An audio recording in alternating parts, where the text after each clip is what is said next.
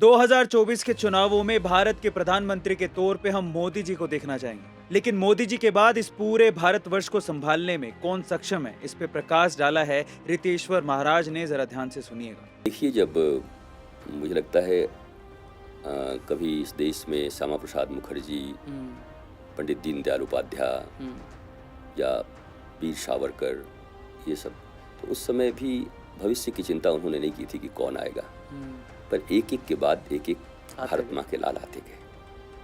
तो उस समय में भी जब एक समय यहाँ पर भी अटल जी इतने अच्छे कार्य कर रहे हैं, उन्होंने किया, उसके बाद कोई सोचा नहीं था, तो आप भारत माँ के लाल के रूप में इमर्ज किए, आए। बहुत सारे नाम हैं, एक नहीं, बहुत सारे नाम हैं।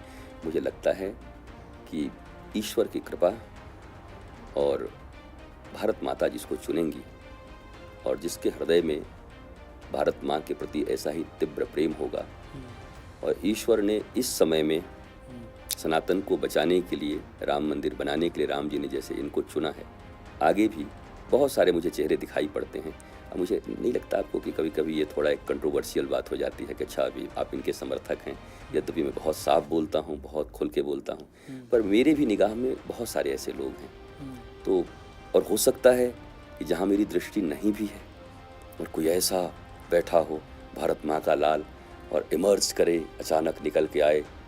जैसे कौन जानता था कि 16 साल का सचिन तेंदुलकर क्या करेगा, जब पहली बार पाकिस्तान खेलने गए थे, तो जब हारना शुरू किया उन्होंने, तब लोगों ने समझा अच्छा ये। तो वैसे ही माँ भारती भी बहुत सारे संतान अपने रखी हैं। और अब आनंद इस विषय का है कि पहले एक दो खोजते थे, अब तो मैं जिधर निगाह घुमाता हूँ तो देखता हूँ ऐसे सनातनी योद्धा, सनातनी वीर खड़े हैं, प्रज्ञावान लीडर की क्वालिटी जिनके भीतर में है, ऐसे बहुत लोग हैं। तो जिन पर माँ की कृपा होगी, जिन पर जनता अपना राय रखेंगे, वो जरूर भारत को लीड करेंगे और विश्व गुरु बनाएंगे। तो बहुत सारे लोग हैं। फिर भी जैसे आपने कहा कि बहुत सारे लोग हैं, अगर फिर भी उन सभी लोगों में से आपको 3 या 4 नाम कुछ अभी सूझते हो, लगते हो कि ये कहीं ना कहीं वर्चस्व कायम रख सकते हैं, तो वो कौन कौन से होंगे? योगी आदित्यनाथ जी भी बहुत अच्छे रहे, अमित शाह जी गृह मंत्री, बहुत टैलेंटेड और बहुत कड़े फैसले लेने वाले। और मुझे याद है एक बार उन्होंने ये भी कह दिया था कि आप कश्मीर की बात करते हो, खून दे देंगे अपनी कश्मीर के लिए। वो वक्तव्य, वो अभी रिफॉर्मेशन भी कर रहे हैं। और हमारे एक समय में आज जो पूरा रोड ये सब जाल बिछा हुआ है, गडकरी जी वो भी हैं।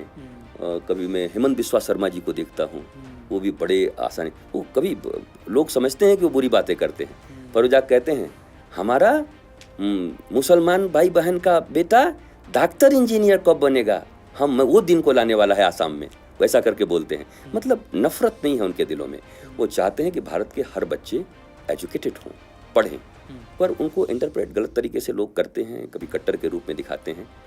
ऐसे ही बहुत सारे लोग, कई स्टेट के ऐसे मुख्यमंत्री हैं जिनको मैं उस रूप में देखता हूँ बहुत। और फिर नौजवान में कौन, बहुत सारे लोग हो सकते हैं।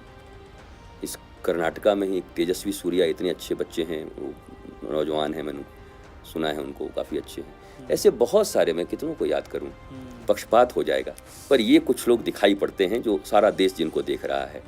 तो ये लोग हैं यहाँ पर। एक विकास की कैसी अवधारणा गडकरी जी के पास, कैसा लौह पुरुष की तरह एकदम फैसला लेते हैं अमित शाह जी, जिनको बाबा जी कह करके ठुकरा दिया गया था, गए मठ के बाबा जी हैं।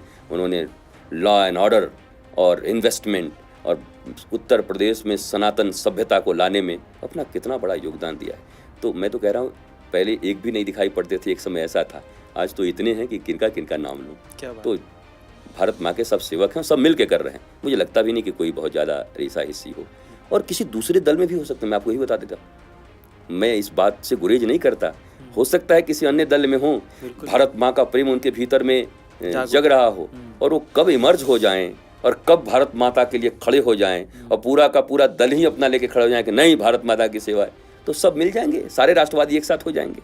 हम यहाँ बंटवारा के लिए थोड़ी आए हैं, तो एक लोकतांत्रिक व्यवस्था है, उनका वो पार्टी, उनका वो पार्टी, उनका वो पार्टी, कोई भारत पाकिस्तान चाइना थोड़ी हम लोग हैं। सब इसी देश के लोग वोटिंग करते हैं, वोट देते हैं, तो उनको भी हम खराब नहीं कह सकते, नहीं तो जनता को गाली देना हो जाएगा कि कैसे वोटर हैं, जनता जिनको वोट देती है। पर अब समझदारी काफ़ी आई है, और आने वाले समय में इतना पक्का है कि सनातनियों और राष्ट्रवादियों के हाथ में ही सत्ता रहेगी। ये पक्का हो गया है। जो सनातनी है, जो राष्ट्रवादी है, जो वैश्विक स्तर पर मानवता का बहुत लाज रखता हो, मानवता के लिए काम करना चाहता हो, वही लीडर उभरेगा।